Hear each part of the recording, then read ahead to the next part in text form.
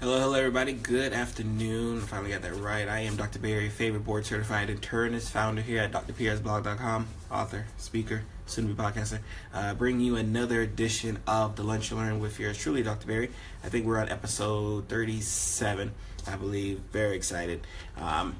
Great, perfect opportunity to talk about mental health. Of course, I'm a big fan of the mental health, and this is National, it's a Mental Health Awareness Month. I think was the full title. So we're definitely excited about talking about mental health, especially from the primary care aspect of it. Hey, Maria, thanks for joining. Sharonda, thank you for joining. There's your 50 records. Oh, nice. This looks like Facebook is telling me this is actually the 50th time I went and did a Facebook Live. So excited about that. Shout out to Dr. Dre for that. Because like I said, if it wasn't him, I wouldn't do any Facebook Lives. So shout out to Dr. Dre for getting me to my 50th. But this is the 37th episode of The Lunch You Learn. We're talking about mental health, and we're talking about mental health, especially in the primary care office. We're talking about mental health in the public health aspect of it, and then just in general, like why do I feel personally mental health is an issue that we need to address quite fully. For one, is we're not doing a good enough job. That's just for the first part. We're just not doing enough job taking care of it right in the first place, right? I am a primary care physician. I think I see patients with a lot of different issues, ranging from, your common cold complaints, your common diabetes, hypertension, high cholesterol. But I see quite a number. Hey, Mary, thank you for joining. I see quite a number of people who are here.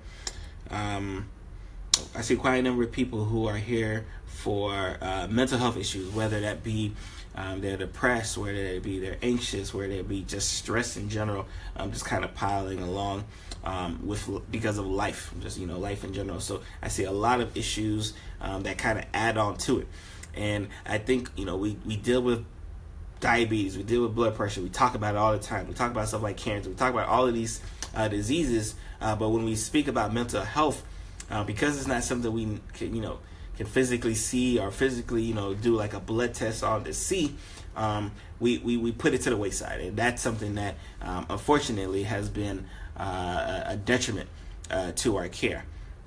And there's a lot of reasons why we don't get the mental health care that we get.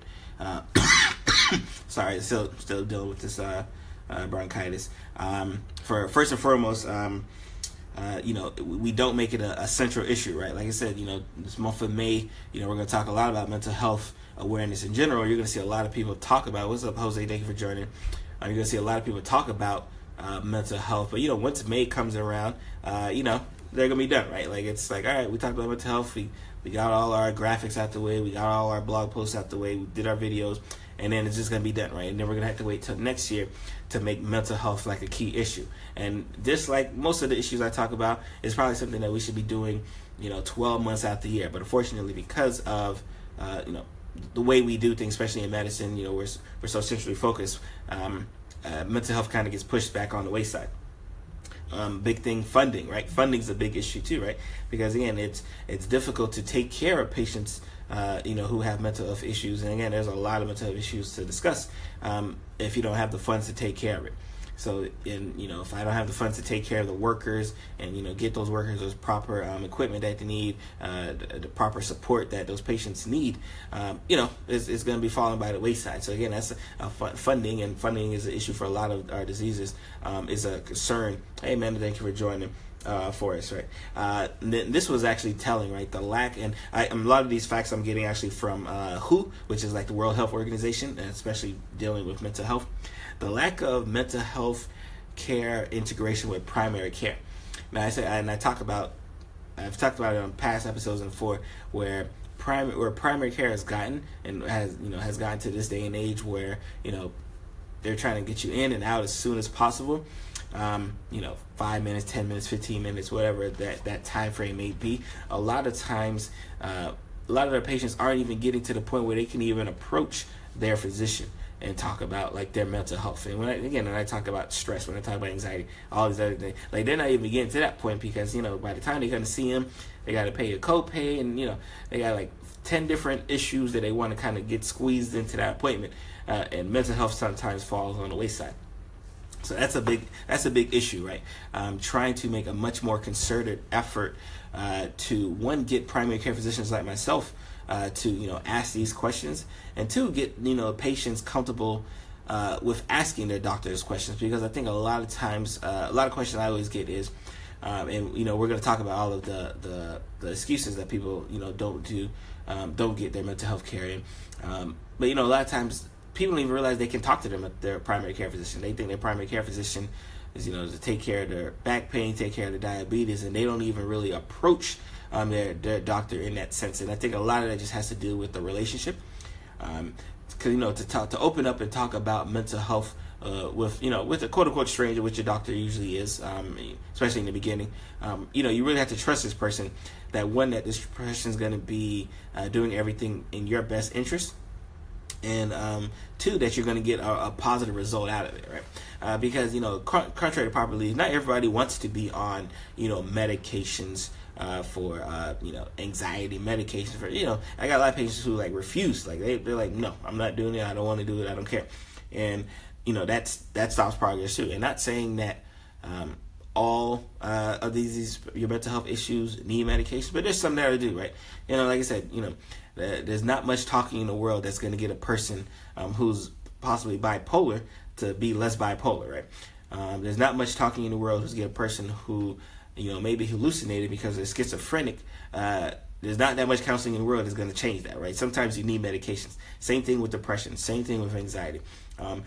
PTSD, like the substance abuse. All these are all of these fall under the mental health, emotional instability, right? Like if you have a very bad temperament, you hear some people talk about I have anger issues. That's a mental health problem, right? So a lot of that comes into play, unfortunately, in the bad end, right? Like you have a person that has anger issues, and unfortunately they end up getting in trouble from a legal standpoint, or something even worse, right, because of their anger issues from that standpoint. So it's definitely something that we definitely have to kind of put it out there and open. We have to make talking about our mental health issues just as common as it is when you come to see your doctor for that antibiotic, right? You should be able to be as open when you say, hey, I got depression, just like you say, hey, I got this cough that I've been dealing with for 5 days, right?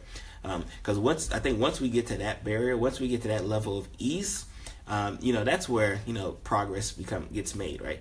And I can tell you, especially a personal story, right? From a physician, right? As a physician, where we do all this training to discuss all of these diseases, we do all this training to be able to kind of handle all of this stress, right? But a lot of physicians really have trouble dealing with the amount of stress that their patients bring to them. Right? A lot of physicians, not only they're dealing with the stress from their own financial burdens, they're dealing loans out the wazoo these days. They're dealing with the stress of having to be perfect, and that's probably something I think I probably will write about that sometime soon, right? Probably sometime this month I'm going to write about the chase of perfection, right?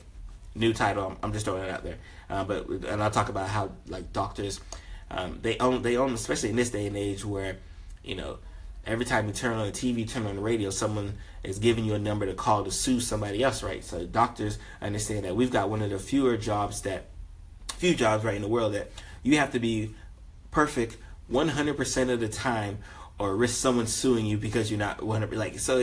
So imagine that, right? Imagine you go into a job knowing that if you make a mistake, there's a possibility that one, someone can get hurt, someone can die, and then two, three, someone could turn around and sue you for it, right? So that's a lot of pressure, right? So that's why they do the things they do, and they order all the tests they order. But like I said, we'll talk about that at a later time. So that's where we're kind of at now, right? And mental health, it's not like this is some random thing that only a few people get it. I posted a couple articles recently, and it talked about 1 in 5 Americans, right? And they really target Americans because in America we have a lot of stress, right? We put a lot of stress on ourselves for a lot of reasons, but we put a lot of stress on ourselves, right? 1 in 5 Americans, right, in their lifetime will have some type of mental health issue, right? I think what was the 1 in 10 young people, right? This is my young kids, my teens, and everything, will suffer from depression. And 1 in 15 Americans will have some type of severe like serious mental illness, right? So this isn't like an uncommon thing that, you know, you may run into, right? Like I said, I probably see, especially from a mental health standpoint in my office, I probably see maybe like 20-30% you has some mental issue one way or the other. So that's a lot, right? So that's, you know, so it's not like this is like some figment of imagination. You got people who are really struggling. You got people who are really you know, just trying to really make it day by day, and there's no caveat on whether a person happens to be poor or rich, white or black. You know, there's stressors come in like different ways and fashion, but you know, a lot of people are suffering from it, right? So this is why, you know, they do the things they do with like a month like this, right? Mental health month, right? Because they want to make it known out there, like, hey, like, you know, we're out here. You know, we want to make it as a synonymous, like when you see Susan G. Komen and you're thinking about breast cancer, kind of in that same light where, you know, the seriousness of it is something that we can't take for granted, right? Recent numbers have about 800,000 people like a year committing suicide due to some mental health issue one way or the other, right? 800,000 people. It's gotten so bad, especially from the physician standpoint. I think the study was that one class size a year, right? One class size, medical school class size a year. And I forget what the number was because I went to Nova. So our class size was like 200. So I'm not sure what, it probably was in maybe like the low 100s, I'm assuming. But one class size a year commits suicide, physicians, right? So again, these are people who did the rigors of, you know, wanted to be a doctor since they grew up, did the rigors of pre-medical school, and they got to medical school. They were almost at that finish line, but it's something happened, like something, and this happened in between medical school and then being a physician. Something happened where they just committed suicide, right? Like, because they couldn't take no more, because the mental pressure in and of itself was too great for them. And I think that's where we really have to be very mindful of, right? We have to be very mindful that your mental health issue can weigh on you just as much as you being a diabetic, just as much as you having bad back pain, just as much as you having, you know, terrible high blood pressure, like just as much as you having those like diseases that we know and think about, all cancer, like just as much as we know about those, we have to understand that the mental aspect of it is just as severe. It can be just as detrimental, right? So, you know, and that's where we really have to, you know, as a physician and as patients together, we really have to kind of come together and, you know, make change in that positive direction, right? Like I said, I'm on like I'm on a few social media outlets. I'm on Twitter and a couple other things, and I see all the time people talking and people tweeting, and, you know, people putting Facebook statuses up, and I could just tell that, oh wow, this person looks depressed. Like this, you know, this is nothing but like depression screaming out. This is a person who's anxious. This is a person who has substance abuse. Like, you know, they're tweeting out, like, especially with social media in this day and age, where you know, unfortunately, people are taking like this Facebook Live thing, and, you know, they're committing suicide on Facebook Live. They're committing heinous acts on Facebook Live because the mental aspect of it is so great. And a lot of times, some of those same people, you know, they go and they try to get some help, especially towards the end. They try to get some help. You know, they try to reach out to family members. They try to reach out to someone, and they just can't find it. They can't find that open hand willing to kind of assist them. So what are the things I always hear about? I always hear, well, it's too expensive, right? I don't want to see counseling. And I could tell you, like, I'm in Palm Beach County, but like for the majority part, if you like Google your county and, you know, low cost mental health services, there's always some organization, some nonprofit organization who has, you know, doctors, counselors, you know, licensed therapists there who are just waiting to, like, you know, give their gift of teaching and counseling, and they can't find any. So I like, especially in my office, like, first thing I say is, like, I don't care what your insurance is. Here's a list of agencies in Palm Beach County that you can go to and talk to. And some of, especially in Palm Beach County, they'll even tell you if it's free or not. They'll tell you low cost. They'll break it down to what type of therapy services they provide. So this is definitely something that, and again, I know I'm biased because I'm in Palm Beach County, so I don't know of how every county is, but like there's definitely a lot of support out there if you start looking, and we really have to start looking for it, right? We really have to start really trying to be mindful of our friends. We have to be mindful of our family members who we know just isn't like, all the way there, just isn't, fully to the point where you want them to be. Like something's kind of off with them. And we have to and understand, I think I talked about this, those people aren't going to turn around and reach their hand out, right? You sometimes have to go after them. You have to go after them and say, hey, is everything okay? Is everything all right? Is there something I can do for you?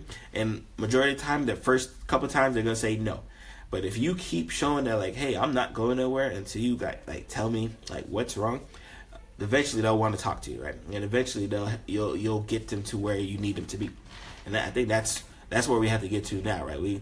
If we don't do anything, right? If we don't do anything, like I would love that, by the end of this month, end of this year, whatever, end of this video, you reach out and you really start looking at your friends and family members and consoling them and letting them know that you can be the support that they want, and really, and especially if maybe I'm talking directly to you, right? Maybe you're feeling a lot of pressure from work, a lot of pressure from school, a lot of pressure in your relationship. Maybe that's you, right? So maybe you need to get some help, and you just don't know how. That's what plenty of people, again, that's what especially in this day and age from an online standpoint, where you can just kind of Google and kind of get to where you get to. Like, I'm a fan of. I'm not an enemy of Dr. Google. I like Dr. Google, especially when it's used correctly. And this is one of the perfect times to use it. When you need help, when you need assistance, reach out and try to just find some way to get some solace, right? Because again, 800,000 people a year dying because they couldn't get the help they need in time is too much. It just is, right? Depression is too much. Anxiety is too much, right? PTSD, too much. Bipolar, like all of these issues are too much. And we have too many support systems out there that are willing to reach out and say, hey, I want to help you, for us to try to ignore it. So, that's my 2 cents for today. Like I said, this is actually, I was supposed to do this last week, but I got busy with some meetings for the most part. So tomorrow I think we're talking about the thyroid. I'm doing an infographic on the thyroid and some thyroid issues, low underactive thyroid versus overactive thyroid. We'll give you a nice little side by side on that. On Thursday, I'm going to give you another Facebook Live. Is going to be on just an update on everything Dr. Barry Pierre. Because again, just to kind of catch people up since that Medical Mogul conference, just to kind of see where everyone's going and what plans I have for the year, and that'll be with episode 38. So excited about that. I'm gonna get out of here. Again, appreciate everyone liking. A shout out to all of the replay viewers who are gonna be watching this later. You guys' support much appreciated on this here end, and just keep doing what you're doing. Keep liking, keep sharing, keep telling your friends to like and share. If you're on this page and you have not, go ahead and join my private group. I probably suggest you do it before Friday, because I'm actually having a giveaway this month, so I don't want you to miss the giveaway if you have a chance. So I'm gonna see you guys tomorrow on the blog, and I'm gonna see you on Thursday for episode 38. You guys have a great and blessed day. Bye.